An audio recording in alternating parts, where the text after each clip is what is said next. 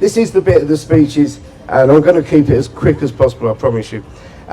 It's part of the ceremony where I have to thank people and make it fun and make it sound good and all the rest of it. The first people I have to thank are Mum and Dad. Because from the age of 10, I hounded them. I want to be a DJ, I want to be a DJ. I love DJing, I loved it. And they put up with it.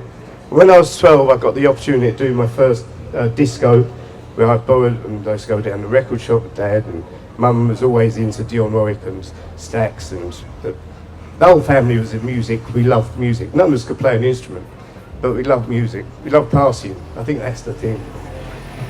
And so I got a chance. I'd done a fundraiser at a church because the DJ never turned up. And then the next bit was I bugged my dad to stand Garin Sur for me at 12 years old. I don't know if you've got kids or not, but at 12 years old he stood Garin Sur for me in 1972 to buy a £200 disco unit, Garrard Decks. I thought I was the bee's knees. Garrard Decks, it was a 100 amp, 2 really shit speakers, and I went and started doing DJing in the church halls and anywhere that there's a fridge open, light come on, I'd DJ. But I'd like to thank my dad and my mum, because all the way through they've supported me. When I started up Mi-Soul, every way, every bit, so thank you very much. And my mum used to write copious amounts of letters to the school. Shut your ears, Georgia. She used to write copious amounts of letters to the school when I was hopping the wag. I'm not going in because I was going down to somebody else I'd like to thank, and that's Clyde, who ran MCQ down the Wharf Road. Now Clyde, I used to hang out with him, me and him used to DJ, and I honed my whole DJing skills from him. And I want to say thank you to him. Ken Edwards, who gave me my first real opportunity to work in a club that I wanted to work in, and not a club that just played white music and kind of I'd slip in a few soul tracks and they'd kick me out and then I'd go back. And that's what happened throughout my life before Ken Edwards said, come and work and come and do the warm-up here. So Ken Edwards, thank you. When I went to KISS in Peckham in 1982, so I got to work with Steve Walsh every Saturday night, Steve Jackson, Chris Hill, all the DJs, because they all visited there. And I also got to work every Sunday night with George Power. And George Power and we became good friends, and Tosca. And also, yeah, for George, R.I.P. I also got to work with Paul Trouble Anderson every Sunday, and we built a relationship where it was built on music, friendship, and a couple of crazies really, just getting together. And that lasted for a very, very long time.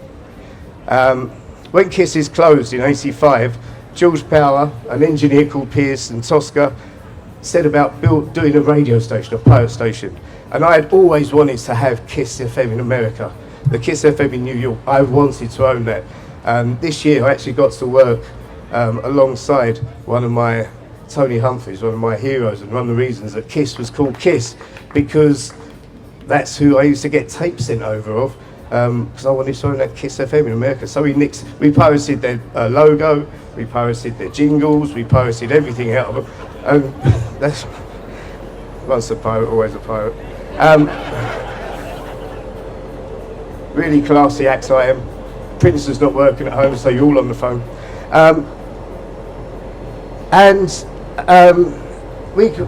So I was left to actually pick up the name of what it should be called. So I said Kiss FM, it's got to be Kiss FM. And that's what happened. And Tosca used to go and find talent. He was really good at finding talent for the schedule. I went out and asked all of my mates. Nikki Holloway can't be here today, and a whole load of people. And obviously there's so many people here that works with me on the station. Steve Jackson, etc., etc., etc. And we was on air as a pirate for 3.5 years. That's all that Kiss FM Pirate was actually on air for. Yet the media and the propaganda and everything else that we'd managed to build up was so huge. And I mean, actually, George Pierce and Tosca were only involved for about a year. And then what I'd done was I sold to a load of DJs, Norman J, Joey J, or who else was there? There's a whole heap of people, Trevor Nelson, Jonathan Moore, so many people. And between us, we had 10 people then fighting and trying to make it, and that's what made it really, really good. So, after we, I kind of realised I didn't want to be a pirate. I didn't want to be illegal for the rest of my life. So we went for a licence, and I talked all the DJs into going for a licence, which was 35 DJs, all got their own opinions, etc., etc. Thought I was absolutely crazy, but we actually managed to do it. And with the help of EMAP, Robin Miller and the EMAP team, and David Evans and other people that were up for backing it, we actually managed to get a licence. And I thank Robin Miller because he's been with me, giving me advice from then, right the way through to him being the chairman now at Mi-Soul Radio, and always giving me sound advice and so forth. The next person that I really need to thank and give credit to is Martin Strivens. That man's been with me since 1987, and he's kept me out of jail. He's always made sure that the taxman was away from the door. He's always made sure that we didn't have the taxman, the police, the authorities, everything. That man was, he's been my partner in crime ever since then, and I'd like to thank him. And I'd like to thank him for telling me the truth, telling me that's not a good idea. That will break the company. That will lose money on. That is very illegal. That is...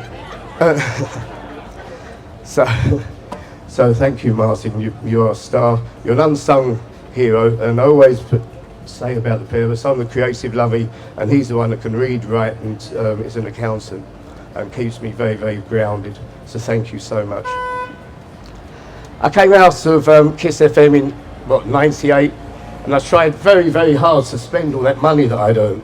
I'd done everything that was wrong. I'd done everything that was right. I owned a bar. I also went around the world and had fun.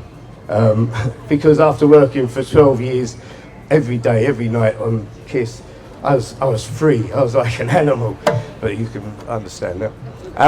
Those of you that know me have been on any of those nights will definitely understand that. And out of it all, I got bored, because if I don't do something, I get into trouble. And Mi-Soul Radio was born because I couldn't find anything on the radio I wanted to actually listen to. I tuned in. I was after Z-Bar. We closed Z-Bar down, myself and my wife. I was listening to the radio, watching telly. There was nothing. There was not a station that would employ Jazzy B, that would employ Steve Jackson, that would employ all these different great DJs, Brandon Block, Jumping Jack Frost, all these people. So I thought, right, I'll do my own one. Here we go. And this is where I have to say a very, very big thank you to my wife, Deborah, who's been by my side for the last 23 years, still there, and was the person that said, go and do it. It's no one else is going to employ you, and you might as well do something that you actually like and get on and enjoy the rest of your life. And because of that and the support that I got from her, she was also the first person to put any money into the station. So I thank you with all my heart, and thank you for being there. Got to say thank you to Roy Roach, because he gave us the money to buy our first computer.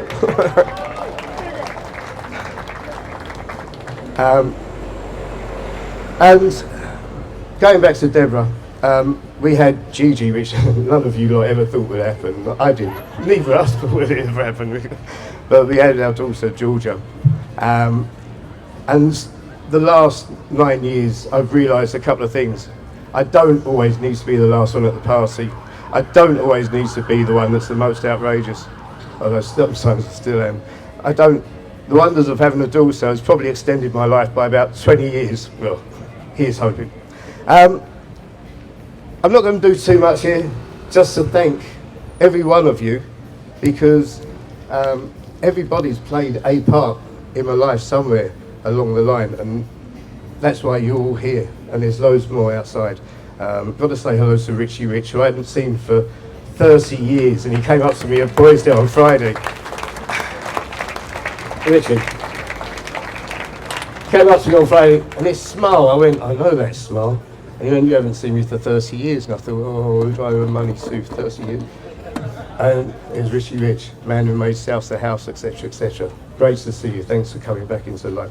And Guy Wingate, so also saw him, Kevin Sims. I mean, this is wonderful. It's a bit like, I suppose this is like just before you die. You see all your parts all going up in front of you.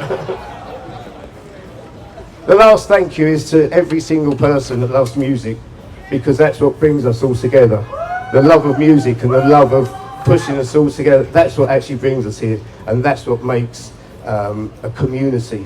And it's been wonderful to be part of this community and move forward. So thank you to everybody that's here.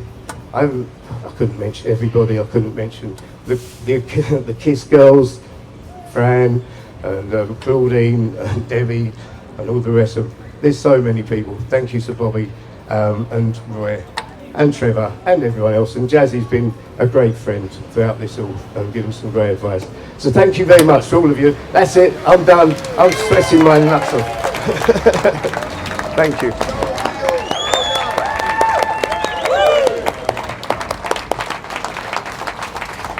Done. Can I strip off now? So, thank you.